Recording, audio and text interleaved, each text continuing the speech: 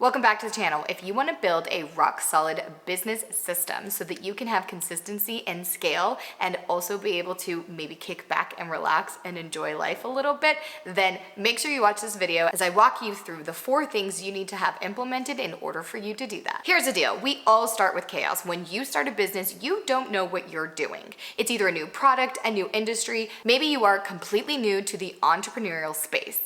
But we all start with holding on to the seat of our pants, trial and error, seeing what we can learn as we start to take off and build some momentum. And then we don't always take time to pause and recheck what it is that we've done so far, what's working, what's not working, and how do we really build a system to create consistency without making ourselves crazy or working ourselves to death. I wanted to talk to you about making sure you know what steps you need to take so that you can build that system. Also understand that if you feel chaotic, it's okay, you're not alone. We've all been there, and a lot of us are still there. Let me know in the comments where you feel stuck right now, or if you're feeling the chaos in your business, and tell me a little bit about what's going on. I'd love to continue the conversation in the comments. The first thing that you need to do in order to build a rock solid system is to create something I like to call position contracts.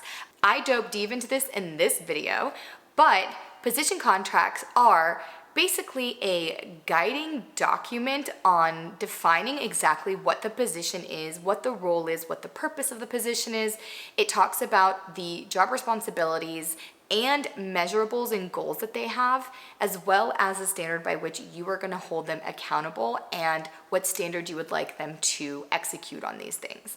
And so what happens is you are going to create this position contract. And so when you go to hire, recruit, possibly even transition and shift some of your team members now, maybe shift around your organizational chart because you notice there's some things that need to change, you now have this guiding document. So it's very clear between you and whoever is going to be taking this position what it is that's expected of them and what they need to do and fulfill within this role.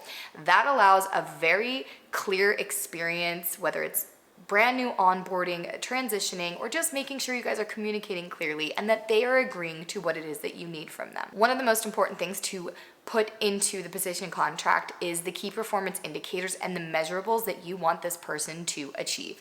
That way, as we move into tracking and measuring the things that they're doing, we can see their progress and so can they, and we can possibly see what areas they might need some support in or some areas where they are doing really well. So don't forget to put those in there. Now, the next thing you need, once you know what positions you need in your business to fulfill what you need fulfilled and to be able to stay consistent and scale, is finding the right people to take those positions.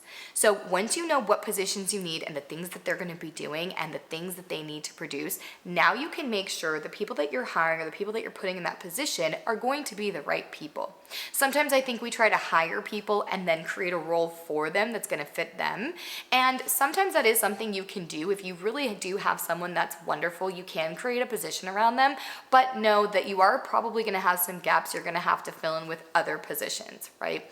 And so it is a lot better for you to go to the drawing board and realize what positions you actually need in your business to fulfill that rock solid system that we're trying to build, and then find the right people to go into those positions. So when I'm looking for the right people to fill in these positions is obviously making sure that that position contract is shared with them and that it's clear, that they understand what it is that's expected of them and what they're going to have to do, and the role that they play and the position they play within the overall grand scheme of the agency, the business, the vision, etc.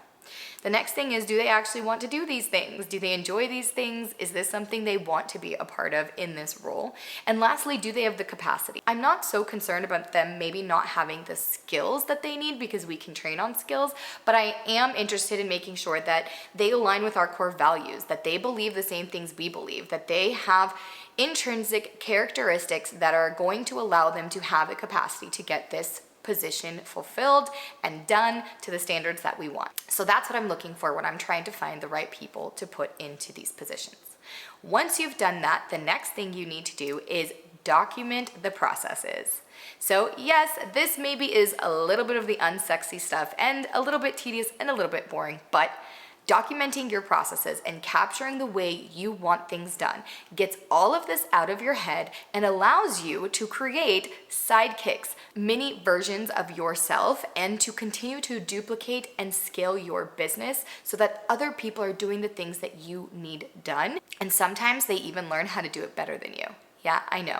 Probably hard for you to believe, but I promise you it's true. You have these position contracts, you know what the roles are that need to happen in your business, and you found the right people to fit into those roles, but now they don't know how you want them to do the things you want them to do. And so that is what the documentation process is all about. It is the how are you going to do the things that I need you to do. This is your training manuals, your workflows, your checklists, your training videos, all the things that they're going to need to know in order to do their job and their role. You've got all of these things set up. The last and probably one of my most favorite and major things that I think is super important, and a lot of business owners miss this step, is to track. So as I mentioned before, the position contract includes measurables and KPIs, and that is what we want to track. We want to be tracking daily, weekly, monthly, quarterly, and annual KPIs of things that are happening in your business. Now, what we are tracking is going to be twofold. The first thing that we're going to be tracking is the key performance indicators, the things we can control, the activities we need to be doing, and to what volume. And then the lag measures, which are going to be the results of all the things that you can control and are doing based on the volume that you are doing them. And what that's going to do is allow you to see, is this person fulfilling what they need to be doing? Are they hitting goals? Are the measurables and the metrics that we have the data and information on showing that things are working? Or are some numbers off and we need to make some decisions? We need to know where we have to support our team members. Maybe some of the marketing efforts that we have aren't working. Maybe we have a lot of leads, but we don't have a lot of business closed. What is happening with our business? And the only way we can know for sure is to track and use actual data to make decisions and understand what's happening in our business. I cannot tell you how many times clients I've worked with have started tracking in their business and started seeing the numbers and have been shocked by the numbers, whether positive or negatively, but how much this data is so important and how they haven't had this information beforehand and how now they're making better decisions as a business owner and being able to build that rock solid system with the right people in the right positions, even just based on the numbers. So if there's one thing you pick out of all of these things, start a tracking system for the things that you do and the results that you're trying to gain. These are the 4 steps for you to create that rock solid system. But what I want you to do is pick one role or one position in your business that is the position that if you had that solidified really, really well, would alleviate the most stress for you, the most work for you, and the most frustration. And start working just on that position first. Create the position contract, get the right person in that seat, make sure you're documenting the processes and creating all the trainings and the how-tos that you need to for that, and make sure you're starting to track the progress. And let us know in the comment which area or which position you are choosing to start with first. If you've liked this video, I guarantee you're gonna love this video next, and don't forget to check the links in the description box below to help you in your business to get more time and financial freedom. I'll see you in the next one.